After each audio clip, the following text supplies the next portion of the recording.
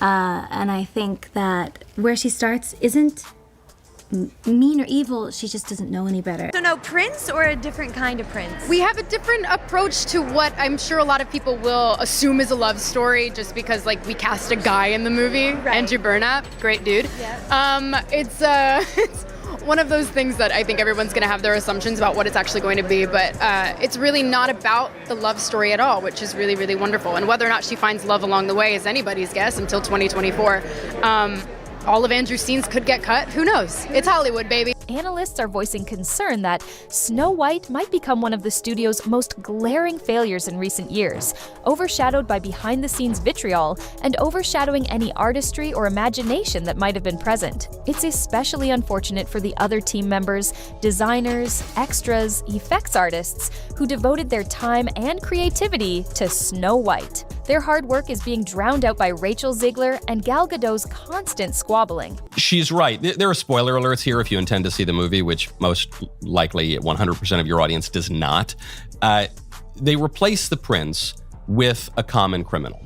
So there is a prince-like figure, but he's no longer a prince. He's a criminal. And I think this plays first into the class politics. Few people talk about the reimagined visuals, the updated songs, or new thematic angles. Instead, the spotlight is on this feud, in which both sides appear unwilling to budge. At this stage, the film is saddled with a negative reputation that's difficult to undo.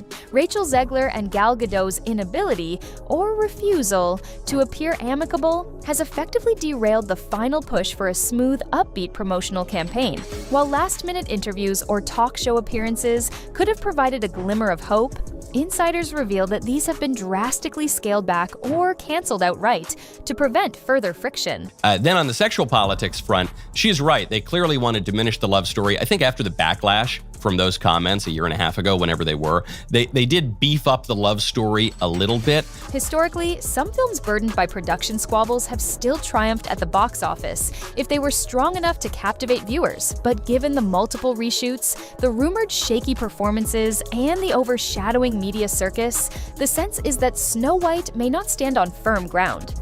Pundits predict that once it hits theaters, the film will struggle to draw large crowds, prompting a swift pivot to streaming platforms. But nevertheless, he plays an ancillary role. And you see this in the fuller scope of the sexual politics. One of the most annoying contrivances of Hollywood in the last 10 years is the notion that a woman can physically beat up a man. You saw it in Star Wars. You see it in practically every movie out of Hollywood.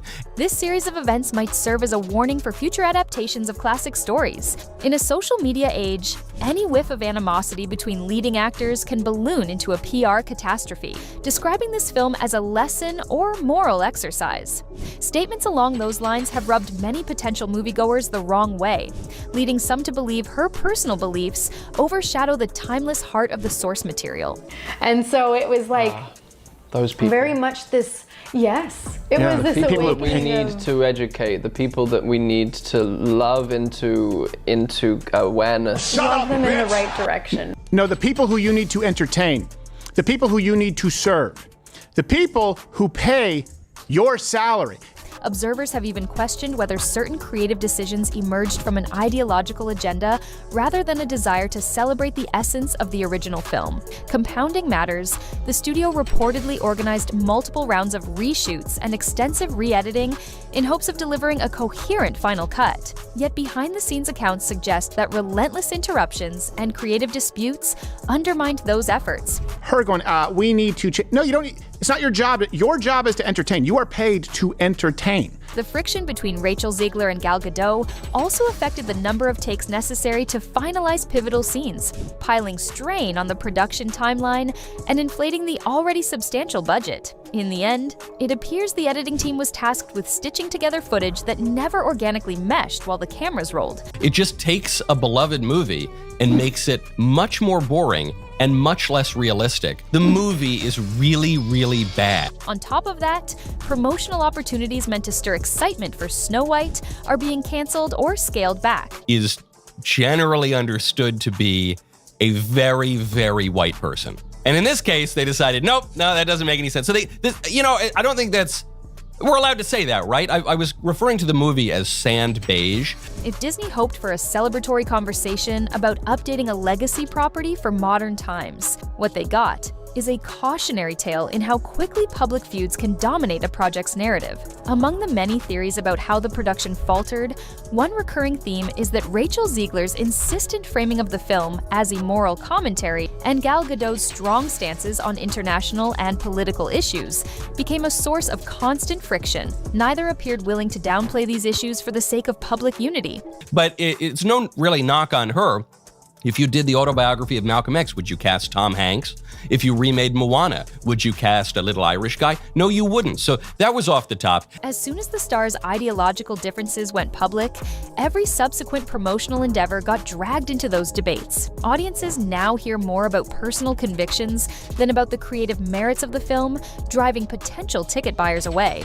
In an effort to stifle the damage, senior figures within Disney tried orchestrating meetings and giving Rachel Zegler and Gal Gadot advice on how to address the press diplomatically. It is not racist to suggest that a character who is described in the original as skin white as snow, that is literally how the character is described in the original, that's a character description in the same way that, as you mentioned, in Moana. Unfortunately, these strategies ran aground on the pair's ongoing resentment, and soon even the best-laid plans unraveled. Rather than celebrating a new Snow White that modernizes an old fairy tale, publicity has devolved into tabloids dissecting each subtle dig and each passive-aggressive remark.